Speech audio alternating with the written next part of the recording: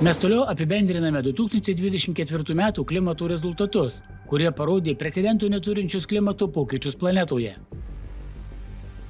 Iš pradžių mes planavome padaryti tik vieną bendrą visų stichinių nelaimių apžvalgą, kad parodytume, kaip pasikeitė jų mastas ir pobūdis. Bet vėliau supratome, kad viename vaizdo įraše apreipti visą informaciją tiesiog neįmanoma.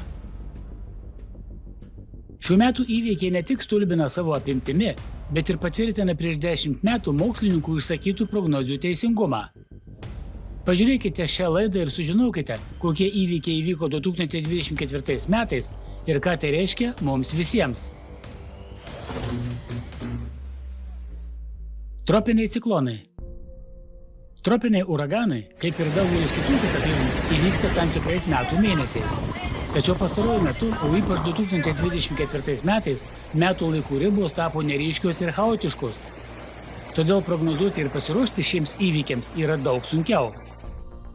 Atlante uraganų sezonas paprastai trunka nuo birželio 1 iki lapkričio 30 dienos, o aktyvumas didžiausias rugpjūčio-rugsėjo mėnesiais. Tačiau 2024 metais viskas susiklostė kitaip. Sezonas prasidėjo neįprastai anksti. Uraganas Berilas, šiuo metu laiku itin labai galingas uraganas, užklupo Karibų jūros šalis, vėliau Meksiką ir JAV. Jis tapo vienintelis 4 kategorijos atogrų uraganų istorijoje, susiformavusių birželį ir aukščiausios 5 kategorijos Atlanto vandenyne. Dešimtys žmonių tapo nelaimės aukomis.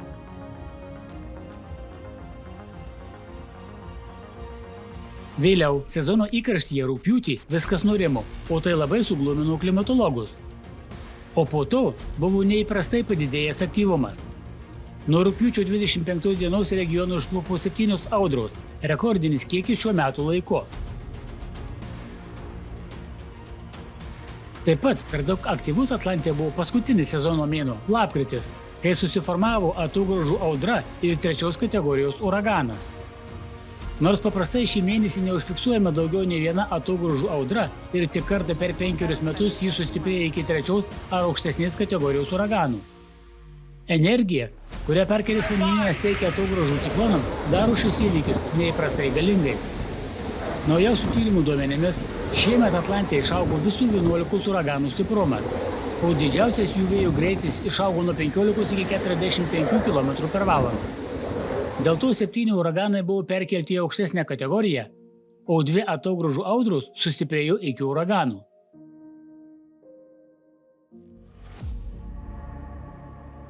Taifūnas Jagi, susiformavęs rugpjūčio 31 dieną pietų Kinijos jūroje, pasiekė 5 kategoriją ir sudavė pražūtingą smūgį kelioms šalims. Jis išpylė didžiulius kiekius lietaus, ypač Vietname, kur dėl jo žuvo mažiausiai 300 žmonių ir 100 buvo sužeisti. Šis taifūnas turėjo neįprastai didelį išorinį spindulį ir išliko galingas per ilgai, super taifūnų gylyje beveik 64 valandas, o tai sukėlė tokių platų sunaikinimą.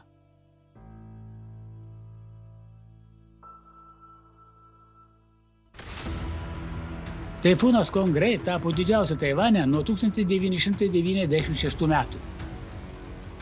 Didžiausio vėjo spindulys, atstumas tarp ciklono centro ir stipriausių vėjo juostų, siekia 320 km.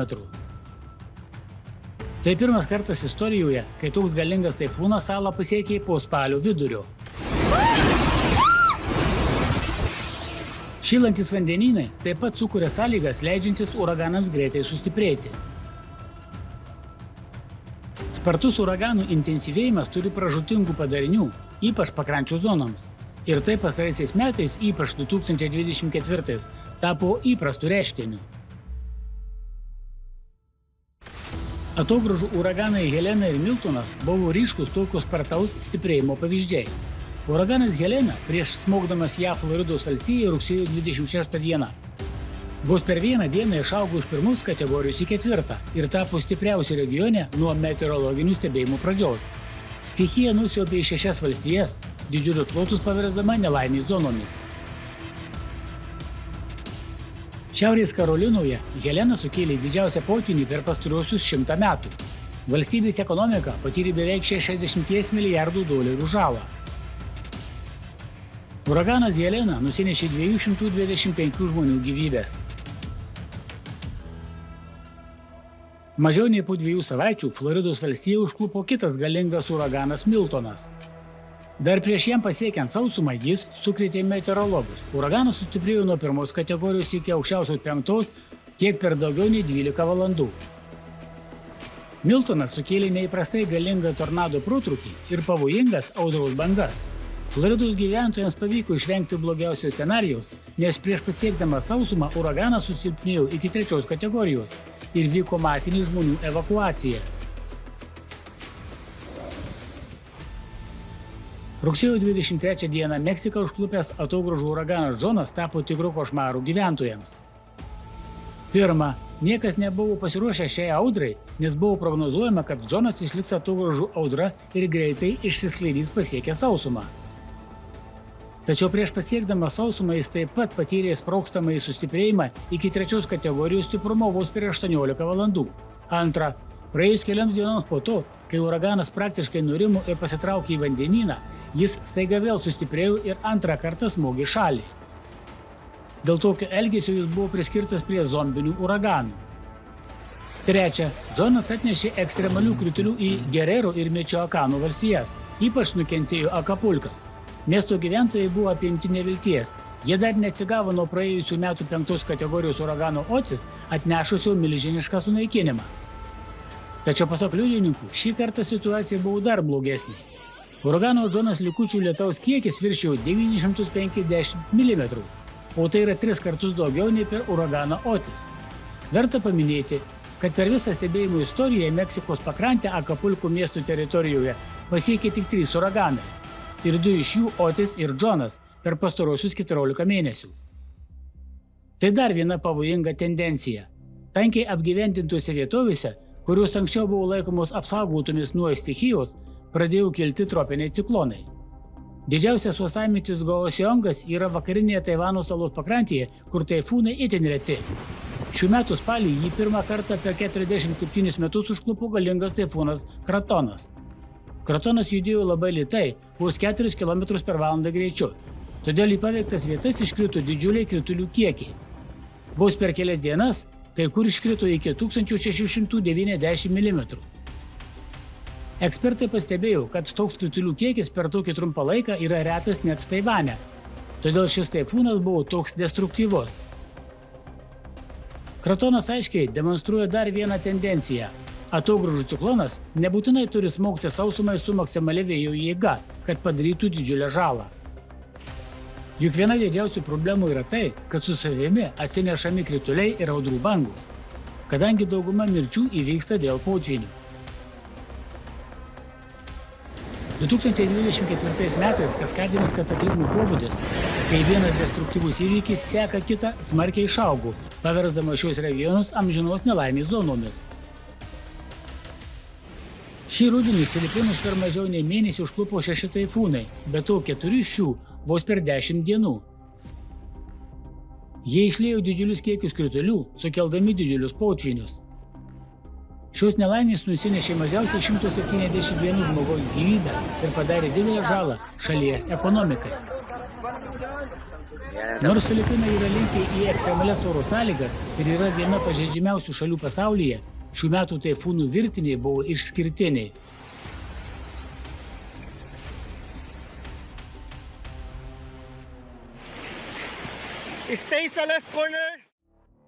Nenormalūs krituliai ir potvyniai. Vandenynų šilimas padidina garavimą, kuris atmosferą prisotina drėgme. Dėl to pastaraisiais metais labai išaugo neįprastų kritulių kiekis. 27 Afrikos atogrąžų regiono šalys 2024 metais susidūrė su neįprastai gausiais krituliais, palyginti su jų istorinėmis normomis. Šių liūčių sukelti potvyniai paveikė apie 11 milijonų žmonių, iš kurių 2500 žuvo. Milijonai hektarų dirbamos žemės buvo užtvindyti, o infrastruktūra, įskaitant šimtus sveikatos priežiūros įstaigų, buvo sunaikinta arba pažeista. Europoje per pastaruosius 25 metus stiprių liūčių skaičius išaugo daugiau nei 50 kartų. Kritulių intensyvumas pasiekė neregėtą lygį. Jau nieko nestebina, kai per vieną dieną iškrenta viso mėnesio kritulių kiekis. Nauja realybė tapo šiauresnė. Dabar metų kritulių kiekis gali iškristi vos per kelias dienas ar net kelias valandas. Rugpjūčio mėnesį Gulidavo apygardoje Kinijos Lėjong provincijoje per 12 valandų iškrito tiek lietaus, kiek paprastai iškrinta per visus metus. Tai tapo miesto rekordu nuo meteorologinių stebėjimų pradžios. Lapkričio mėnesį Gere komunijoje Italijoje vos per 6 valandas iškrito 4 metų kritulių kiekis. Balandžio mėnesį Sistano ir Beludžistano provincijose Irane iškrito rekordinis kritulių kiekis. Per 3 dienas iškrito beveik 4 metų kritulių normą. Daugelio regionų infrastruktūra tokiam kritulių kiekiui tiesiog nepasirengusi. Nors žmonės dažniausiai dėl pasekmių kaltina komunalinės paslaugas, verta pažymėti, kad jokia sistema negali susidoroti su tokia vandens apkrova. Lapkričio 19 dieną Zichron Jakovo miestą Izraelyje ištiko didžiausios liūtys šalies istorijoje. Per 4 valandas iškrito 196 mm, o tai beveik 60% viso regiono metinių kritulių kiekių. Drenažų sistemos buvo iš anksto paruoštos krituliams, tačiau jos negalėjo susidoroti su tokiu neįprastu vandens kiekiu, dėl kurio kilo didžiuliai potvyniai. Rugpjūčio 10 dieną ciklonas Otilija atnešė smarkias liūtis į Sankt Peterburgą ir Rusijos Leningrado sritį. Sankt Peterburgo centre per 20 minučių iškrito 3 kartus daugiau lietaus, nei atlaikė miesto kanalizacija. Rugpjūčio pabaigoje Arbato užtvanka Sudane sugriuvo po neįprastų liūčių, dėl kurių buvo padaryta didelė žala Port Sudano miesto infrastruktūrai. Nors galima būtų kaltinti už užtvankos eksploataciją atsakingus asmenis, tą mėnesį sukauptas kritulių kiekis 5 kartus viršijo metinį vidurkį, o tai įtakojo užtvankos likimą. Tačiau labiausiai stebina tai, kad tokie neįprasti krituliai pradėjo kristi tradiciškai sausringose vietovėse, įskaitant didžiausias planetos dykumas. Kufros regione, esančiame Libijos dykumoje, rugpjūčio 11 dieną per valandą iškrito rekordinis kritulių kiekis – 51 mm. Tai 15 kartų daugiau nei įprastai šį mėnesį. Sausame Čado Tibesti regione per rugpjūtį, drėgniausią metų mėnesį, kritulių paprastai iškrenta nedaugiau kaip 2,5 valandos per mėnesį. Tačiau 2024 m. rugpjūtį lietus čia nesiliovė ilgiau nei savaitę. Didžiojoje Viktorijos dykumoje Australijoje kovo mėnesį vos per 4 dienas iškrito daugiau nei metų kritulių kiekis. O Saharos dykumoje Afrikoje, netoli Maroko ir Alžyro sienos, lietaus vanduo užpildė dešimtmečius išdžiūvusias upių vagas ir ežerus. Rugsėjo mėnesį Togunito mieste Maroke per vieną dieną iškrito maždaug 4 metų kritulių kiekis. O Jungtiniuose Arabų Emyratuose per tą patį laikotarpį iškrito 5 metinės normos. Esant tokiam aktyviam kritulių kiekiui, neišvengiamas ir katastrofiškas potvynis. Pražūtingas potvynis Ispanijoje buvo tragiškas to patvirtinimas. Valencijos regione per 8 valandas iškrito daugiau nei metų kritulių kiekis, o tai sukėlė didelį potvynį. Miesto gatvės buvo padengtos tonomis purvų ir nuosėdų namų liekanomis bei apgadintais automobiliais. Nelaimė nusinešė daugiau nei 220 žmonių gyvybės. Situaciją apsunkina tai, kad realus kritulių kiekis gerokai viršija prognozes. Tokiu atveju potvyniai kyla taip staiga, kad žmonės nespėja reaguoti, netikėdami, kad vanduo gali taip greitai pakilti. Prancūzijos Ardešo departamento gyventojai ilgai negalėjo atsigauti po siaubo, kurį teko patirti spalio 17 dieną. Limoni kaime dar 9 valandą buvo viskas ramu, bet po valandos vanduo pakilo 2 metrus. O kai kuriuose namuose Anonės kaime vanduo siekė lubas. Žmonės teko skubiai evakuoti sraigtasparniais. Ta diena pirmą kartą regionų istorijoje raudonasis pavojaus lygis vienu metu buvo paskelbtas 6 šalies departamentuose. O rugsėjį Italijos miestelis Faenza buvo taip greitai užtvindytas, kad daugelis gyventojų buvo priversti vidury nakties valtimis palikti savo namus. Potvyniai taip pat vis dažniau ėmė rodyti pakopinius efektus. Vienas po kito jie ateina į tą pačią teritoriją. 2024 metais laikas tarp klimato nelaimių sutrumpėjo, o jų intensyvumas išaugo tiek, kad infrastruktūros ir ekonomikos atkūrimas gali užtrukti mėnesius ar net metus. Potvynis Emilijoje Romanijoje aiškiai parodo šią tendenciją, nes 2024 m. rugsėjį buvo trečias didelis potvynis regione vos per 16 mėnesių. Žmonės apimti nevilties. Dar neatsigavę po mirtinų potvynių 2023 m. gegužę, jie vėl atsidūrė niokojančios stichijos epicentre. Pastaruoju metu, o ypač 2024 metais, niokojančios audros ir potvyniai daugelyje Saudo Arabijos regionų beveik nesiliauja. Nors beveik visa šios šalies teritorija laikoma sausringa ir jai būdingas dykumų klimatas, kur mažai kritulių iškrenta daugiausiai žiemos mėnesiais. Potvyniai sutrikdo tipišką sezoninį modelį. Ta pati tendencija pastebima daugeliu rūšių nelaimių, tokių kaip gaisrai, tornadai, temperatūros anomalijos ir kitais atvejais. Tai išsamiai aptariama pirmoje metinės klimato nelaimė apžvalgos dalyje. 2024 metais potvyniai Kinijoje prasidėjo visais 2 mėnesiais anksčiau ir buvo intensyvesni nei ankstesniais metais. Žemčiūžnoje upės baseine balandžio mėnesį jau įvyko 6 didžiuliai potvyniai. 2 iš jų buvo ankstyviausi ir didžiausi potvyniai nuo statistinių duomenų pradžios 1998 metų. Tokių potvynių pasekmės yra milžiniškos. Vien 2024 metų Liepą nuo smarkių liūčių, potvynių ir nuošliaužų visoje šalyje nukentėjo beveik 23 milijonai žmonių.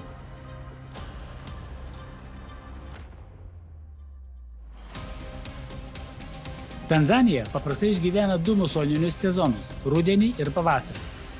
Tačiau 2024 metais smarkios liūtys nuo sausio iki gegužės be pertraukų padarė sumaištį.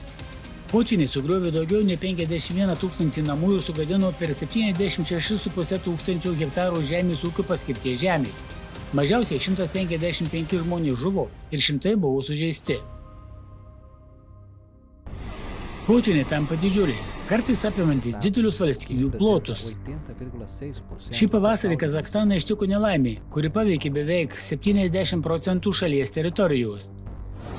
Buvo užlieta šimtai gyvenviečių, sugriauta dešimtis kelių, beveik 100 000 žmonių buvo priversti palikti savo namus. Didžiulis potvynis truko beveik 2 mėnesius ir buvo stipriausias per 80 metų. 2024 metų potvyniai paveikė 64 Rusijos regionus. Potvynio zonoje atsidūrė beveik 150 000 namų ir sodo sklypų.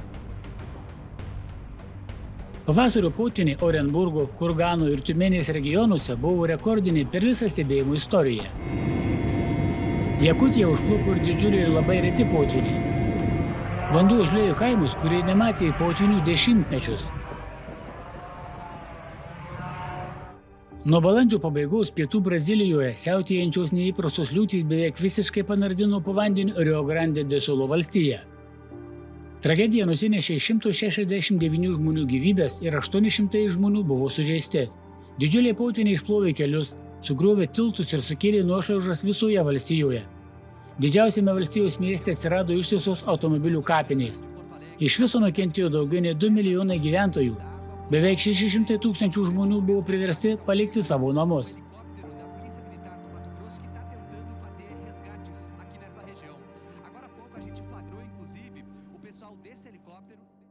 Nuošliaužos.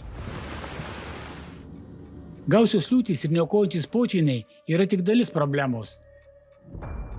Didžiulis vandens kiekis įmirkęs į žemę daro ją nestabilę, o tai neišvengiamai sukelia dar vieną mirtiną grėsmę – nuošliaužas. Tai neįsivaizduojama, bet šimtai ir tūkstančiai žmonių miršta per kelias minutes. Liūtys Liepos 21 ir 2 dienomis pietų Etiopijoje sukėlė daugybę niokojančių nuošliaužų, nusinešusių 249 žmonių gyvybes ir sužeidusių daugiau nei 15 000. Pirmoji nuošliauža įvyko Liepos 21 dienos rytą, palaidojusi kelis namus ir palikusi vietos gyventojus po griuvėsiais. Į įvykio vietą atvyko daug žmonių gelbėjimo darbams atlikti, tačiau netrukus juos užgriuvo antroji, dar didesnė nuošliauža. Tai ir lėmė tokį didelį aukų skaičių. Situaciją apsunkino visiškas specializuotos įrangos trūkumas. Vietos gyventojai, tikėdamiesi rasti savo artimuosius, kastuvais, skirtikliais, o kartais tiesiog plikomis rankomis kasė tonas žemių ir akmenų.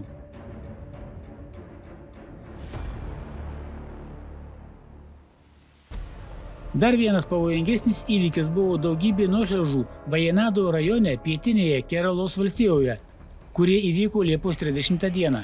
Tai taip pat lėmė neįprastai gausūs krituliai regione. Naktį nuošliaužos užgriuvo namus su miegančiais žmonėmis. Tai lėmė didžiulį aukų skaičių. Žuvusiųjų skaičius viršijo 400 žmonių, o 150 dingo be žinios. Viena iš nuošliaužų buvo tokia galinga, kad užblokavo Iravadži Pudžus upę, pakeisdama jos vagą. Patvinusios upės potvynių vanduo užliejo Čeralamalą kaimą. Ankstų gegužės 24 dienos rytą niokojantį nuošliaužą su žeme sulygino kaimą šiaurinėje Papua Naujosios Gvinėjos dalyje. Gyventojai, kurie tuo metu dar miegojo, buvo gyvi palaidoti po tonomis purvo ir akmenų. Nuošliauža apėmė maždaug 9 hektarų plotą. Purvo sluoksnio storis siekė apie 8 metrus. Tiesiogiai nukentėjo 1400 namų ūkių ir 7850 žmonių. Remiantis šalies vyriausybės ataskaitą, žuvo daugiau nei 2000 žmonių.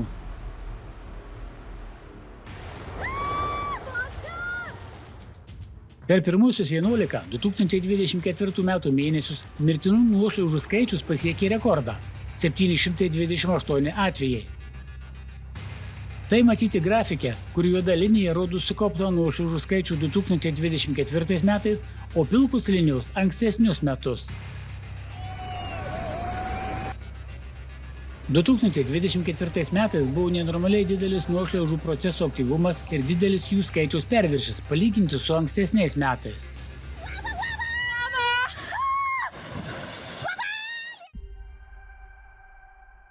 Viskas, ką jūs ką tik matėte, yra tik pradžia.